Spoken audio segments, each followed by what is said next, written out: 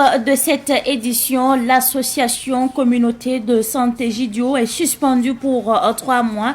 C'est une décision du ministère en charge de l'administration territoriale et de la mobilité. C'est un arrêté qui suspend l'association pour avoir collecté des données à caractère personnel sur le territoire burkinabé et hébergé à l'étranger sans autorisation. On en parle dans ce journal. Et puis, interdiction des sachets plastiques au Burkina Faso. À 10 jours de l'entrée en vigueur de la décision, les industriels du plastique lancent un cri de cœur à l'endroit des autorités. Ils demandent aux autorités de prendre en compte leurs propositions concernant les dimensions des sachets biodégradables. Vous les entendrez dans ce journal. Mesdames et messieurs, bonsoir et bienvenue à ce rendez-vous consacré à l'actualité sur Savan TV.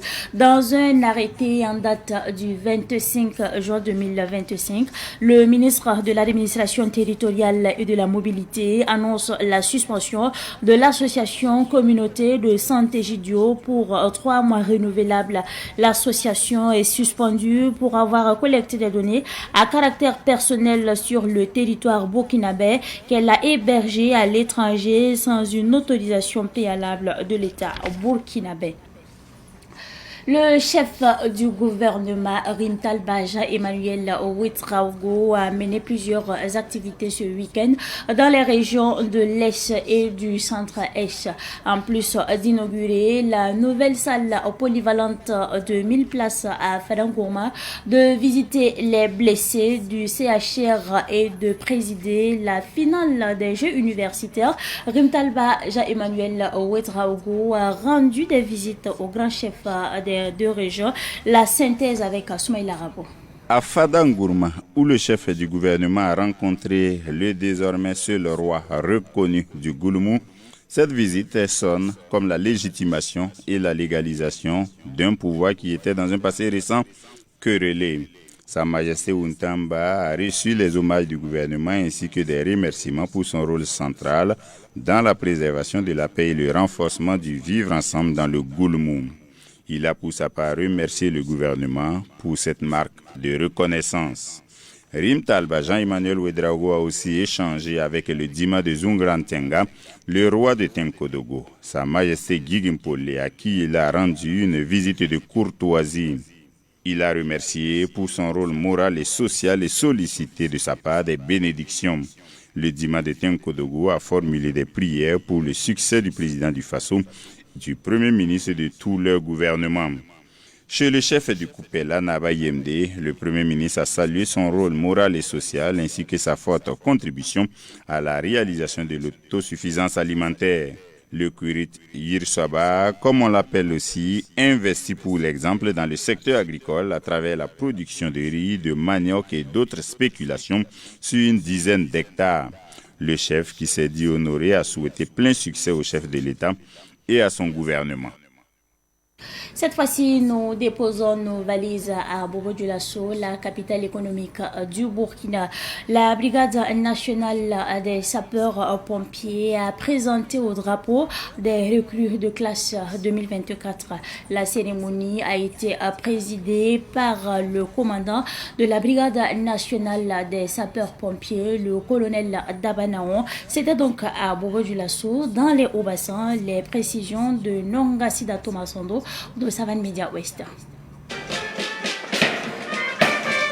Débuter dans le respect rigoureux des protocoles militaires avec des démonstrations de tir, de montée de corde et de tiors réalisées par les hommes et femmes en fin de formation militaire initiale. Ces démonstrations ont mis en valeur le savoir-faire, la discipline et l'entraînement intensif nécessaire pour affranchir la première étape pour devenir sapeur-pompier. Le passage de la vie civile à la vie militaire fut une tâche difficile pour nous, mais avec la détermination et la rage de défendre la mère patrie, le Burkina Faso, nous avons donné le meilleur de nous-mêmes pour assimiler les connaissances des règlements militaires et les techniques au combat. Les recrues, vêtus de leur uniforme impeccable, ont été présentés au drapeau sous les applaudissements du personnel militaire, de leurs familles et des invités spéciaux. Cette cuvée de jeunes gens engagés et prêtes à se battre pour la reconquête du territoire national. Ainsi, ce contingent d'un effectif de 500 recrues, dont 31 personnels militaires féminins, est arrivé à l'École nationale de sapeurs-pompiers le samedi 15 février 2025. Conduite pour la première fois et entièrement par les cadres de la Brigade nationale de sapeurs-pompiers, cette formation avait pour but d'inculquer à ces jeunes hommes et filles d'abord l'ordre et la discipline, ensuite les connaissances militaires et élémentaires, l'esprit patriotique et pour couronner, enfin, par le renforcement de leur amour pour la patrie. Pour les premiers responsables des sapeurs-pompiers, cette cérémonie constitue un moment clé pour renforcer l'esprit de corps et la motivation des nouvelles recrues, tout en honorant la mémoire et les traditions de l'École nationale de sapeurs-pompiers. Leur présence représente ainsi un signe de confiance dans l'avenir de la lutte contre les incendies, les sinistres et autres urgences. Les soldats, après leur formation initiale, la symbolique qu'on les présente au drapeau est un signe fort de ralliement. Tous les personnels des forces armées, quelle que soit leur catégorie, officiers, sous-officiers ou hommes du rang, doivent, dans le cadre de leur entrée en service, être présentés au drapeau. Ces 500 recrues présentées au drapeau vendredi dernier ont achevé avec succès leur formation militaire initiale FMI. Cette étape cruciale leur ouvre la voie de la formation initiale de base sapeurs-pompiers, dernière phase avant leur intégration officielle dans le corps des soldats du feu.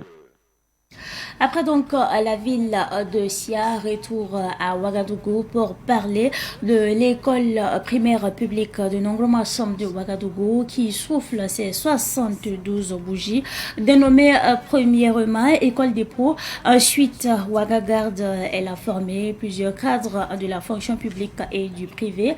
La cérémonie de la célébration de son 72e anniversaire a eu lieu ce samedi au sein du dit établissement situé donc au camp Paspanga. Revivons justement cette célébration avec notre reporter Abdoulaye Kinda.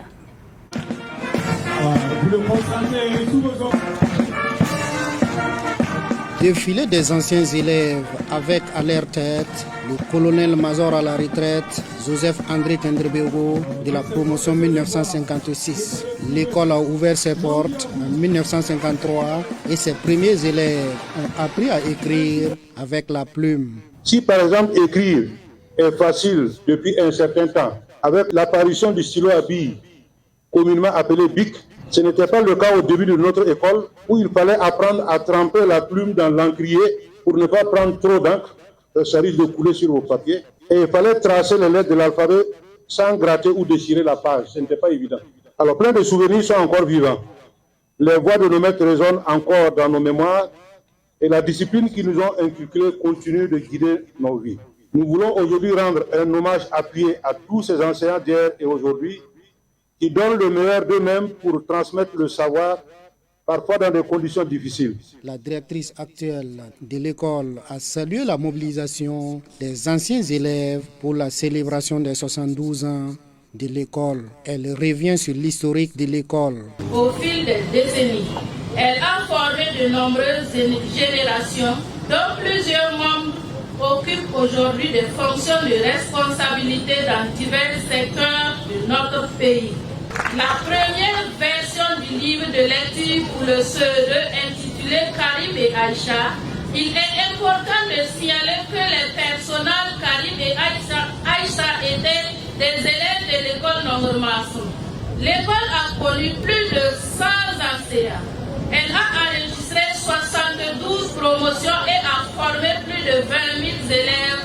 Le colonel-major Joseph André Tendrebego explique que les anciens élèves se sont constitués en association et en groupe WhatsApp afin de mieux soutenir l'école.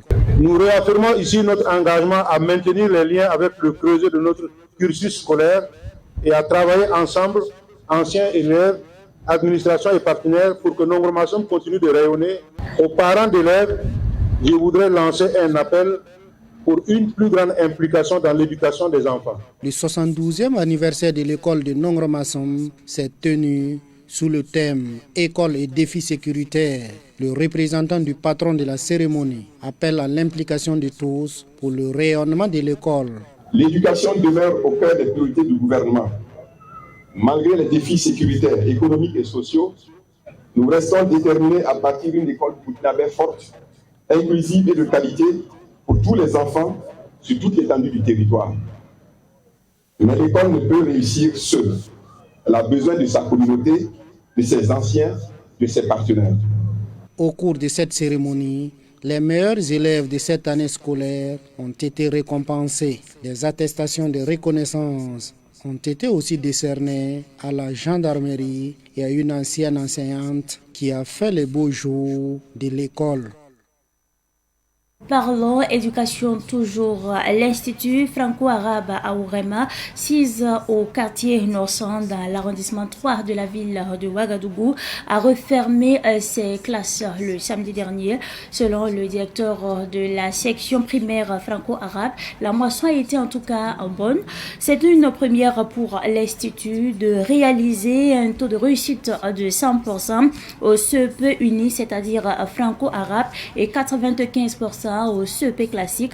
Écoutons donc Adam Sawadogo au micro de notre reporter Samuel Moko. Depuis la création de cette école, c'est la toute première fois qu'on a arrivé à ce taux de succès. Voilà, donc c'est suite à un travail acharné, à chaque fois avec beaucoup d'abnégation, de concentration, d'application, que nous sommes arrivés cette année à ces résultats. L'Institut Aurema, section primaire de CP1 jusqu'à la classe de CM2, ils font les deux langues, à savoir le français et l'arabe. Et au finish, c'est-à-dire à partir du CM2, l'élève a la possibilité de sortir avec 2 ou 3 diplômes, arabe et CP classique, plus le CP uni. Nous avons le secondaire arabe de la classe de la 6e jusqu'à la classe de la terminale. Nous avons aussi les classes classiques de la 6e jusqu'à la classe de terminale de l'enseignement général. Voilà, nous rassurons tous les parents que les autorités sont au courant de tous ces diplômes. D'abord, le CP classique, ça c'est général, tout le monde connaît ça. Deuxièmement, le CP uni. Nous sommes adhérés à la FAEFA, donc c'est agréé au niveau du ministère, c'est certifié même et même signé même par le ministre de l'Éducation nationale. Le 3e CP, c'est organisé au sein de cette école. Donc l'école a ses agréments, il a tous ses papiers au complet. Donc tous ces CP sont authentiques et certifiés par nos autorités.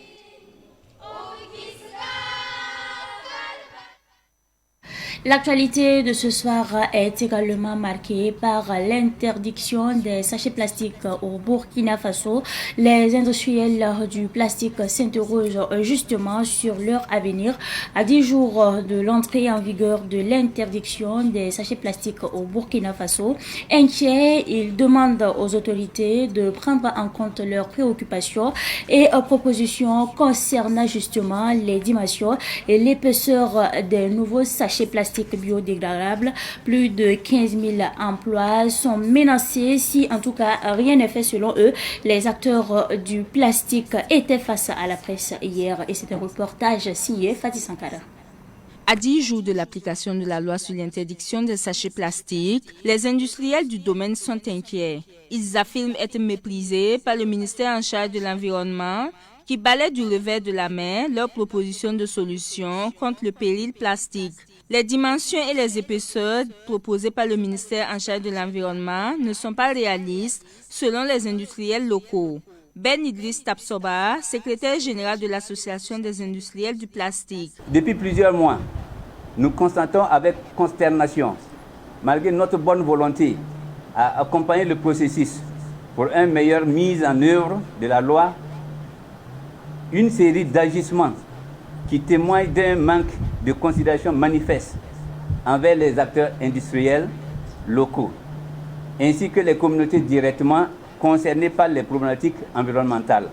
La solution était trouvée lors de nos discussions avec le ministère de l'Environnement et la Commission de développement durable, CDD, de l'ALT, avant l'adoption de la loi. La conclusion était l'abandon de la confection de nos sachets d'emballage léger, source à problème pour l'environnement au profit d'une dimension supérieure ou égale à 50 cm de longueur et 30 cm de largeur, avec une épaisseur de 50 microns minimum, rendant l'emballage lourd, réutilisable à souhait et facilement récupérable pour recyclage et sans danger pour les animaux. Notre grande surprise est que M. le ministre de l'Environnement a adopté la décision, la dimension sans concertation de 44 cm de largeur et 78 cm de long, avec une épaisseur de 70 microns à l'adoption de la loi à l'ALT. Cependant, cette dimension n'est pas réalisable par nos usines et ne correspond à aucun usage réel. Le plus alarmant, toujours selon les acteurs du plastique, est que l'expertise locale a été écartée au profit de celle extérieure dans la production des nouveaux emballages. Force est de constater que nous sommes relégués au second rang pour la chose dont nous maîtrisons le mieux. Ainsi, les décisions sont prises sans nous, malgré notre cri de cœur. Le ministère nous a formellement ignorés pour aller au Ghana, pour visiter des sites dont notre pays n'en vit pas. Conséquence, on se retrouve avec des sachets dont les dangers sont plus élevés et non recyclables avec le temps quand ils sont exposés au soleil. Ainsi, ils ont financé des structures pour fabriquer des sacs que le ministère montre à la télé, soi-disant des sacs en tissu. Nous avions fait savoir au directeur général de la préservation de l'environnement, lors d'une de nos échanges, à sa grande stupéfaction, que leur alternative au sachet plastique était aussi du plastique. Une trentaine d'usines implantées au Burkina et plus de 15 000 emplois directs sont en danger si rien n'est fait. C'est pourquoi les industriels du plastique alertent les dirigeants sur leur situation. Au total, une soixantaine de fidèles catholiques ont terminé la lecture de la Bible.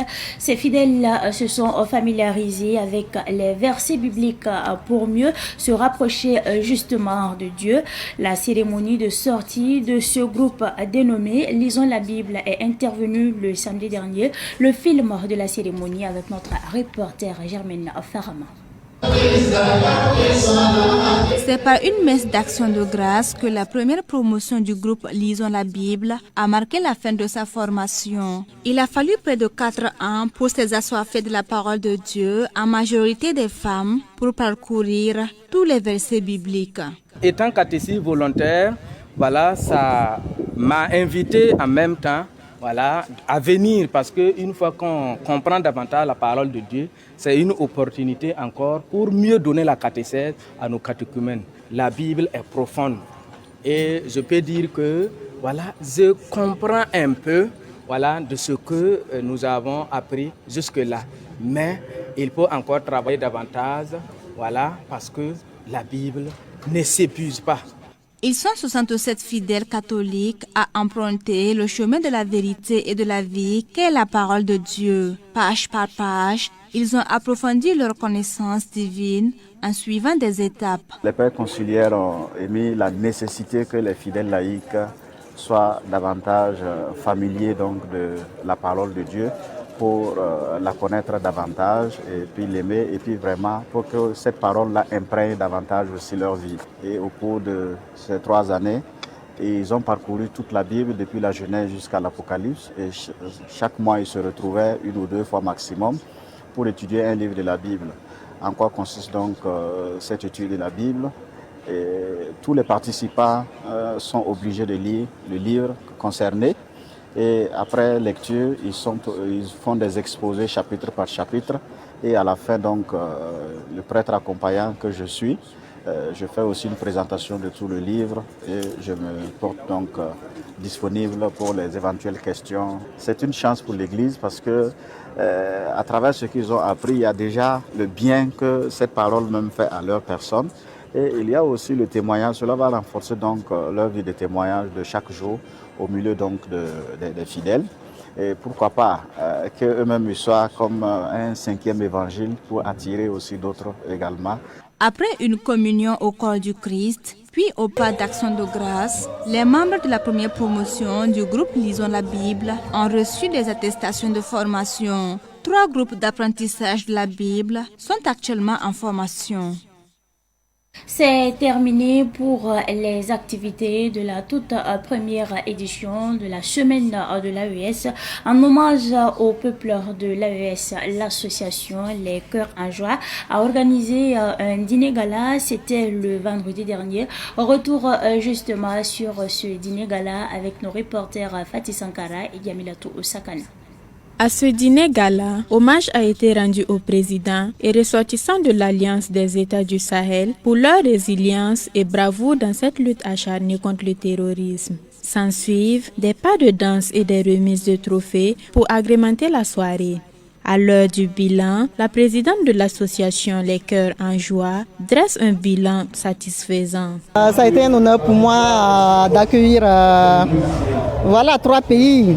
Le pays invité d'honneur, c'est le Togo. C'est une fierté. Ça, je suis très contente que la soirée soit réussite. On a donné nos trophées, il y a eu des prestations artistiques, il y a eu le défilé de mode. Plus de 400 personnes étaient là. Franchement, je suis très contente. Tous les objectifs ont été atteints.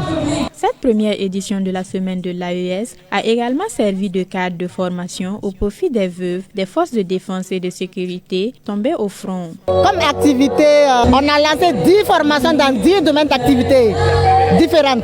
Les veuves des soldats tombés ont été formées gratuitement. Voilà, ils ont fait la saponification, les éventails en tissu africain, délégués médicaux. Voilà. Ils ont fait plusieurs formations.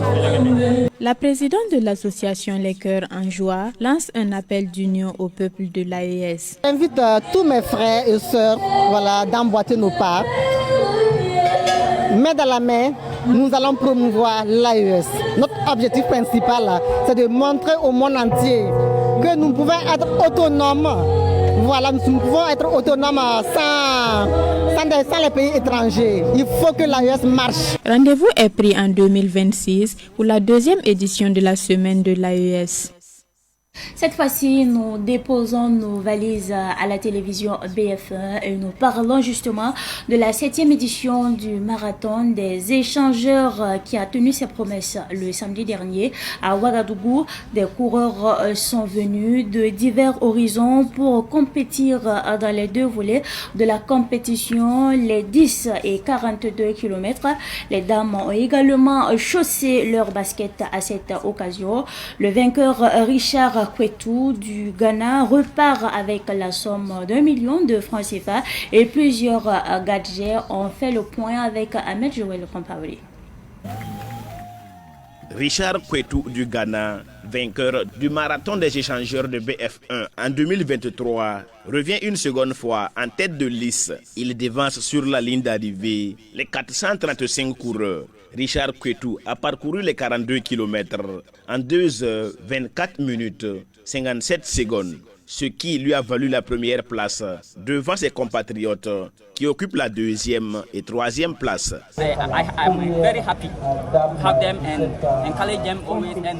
Je suis très content pour cette course et cela me motive. C'est une très bonne course. Je sais qu'il y a beaucoup de compétition. Je dois courir techniquement parce que, vu mon temps mis, je ne me sentais pas bien.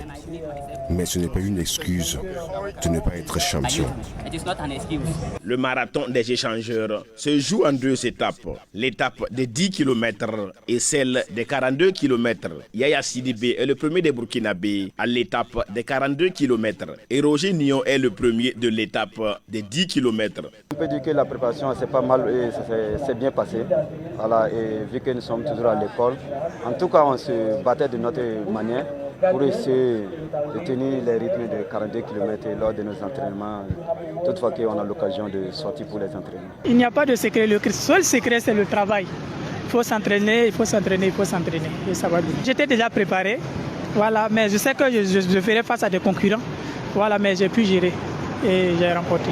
Pour le directeur général de la télévision BF1, ce marathon a tenu toutes ses promesses. Occasion pour lui de remercier tous ses partenaires. En termes de participation en termes de diversité de nationalités. Nous avons eu droit, une fois de plus, à un marathon qui a été relevé. C'est le lieu pour moi de dire merci à tous ceux-là qui ont bien voulu nous accompagner sur cette 7e édition, à commencer par les autorités de notre pays. Remercier Sa Majesté le Mogo Naba qui, depuis la première édition à cette édition, ne ménage aucun effort, est fortement impliqué pour la réussite de ce marathon. Cette compétition sportive bénéficie à chaque édition de l'accompagnement de Sa Majesté le Mogo Naba. C'est toujours un plaisir renouvelé pour Sa Majesté d'accompagner cette activité. Du reste, comme je l'ai dit, depuis la première édition, elle est toujours présente et elle donne ses bénédictions pour que ce tournoi grandisse. À cette 7e édition du marathon des échangeurs de la télévision BF1, les coureurs sont venus de 7 pays, à savoir la Côte d'Ivoire, le Bénin, le Togo, le Ghana, le Kenya, la France et bien entendu le Burkina Faso. Le serpent peut changer sa peau, mais pas son venin. Méfie-toi donc des gens qui reviennent dans ta vie après t'avoir abandonné ou maltraité.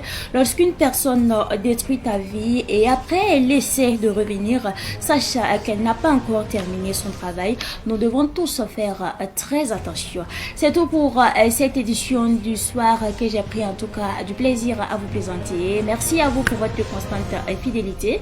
Excellent suite de programme en compagnie bien sûr des programmes de la télévision des Nouvelles Idées.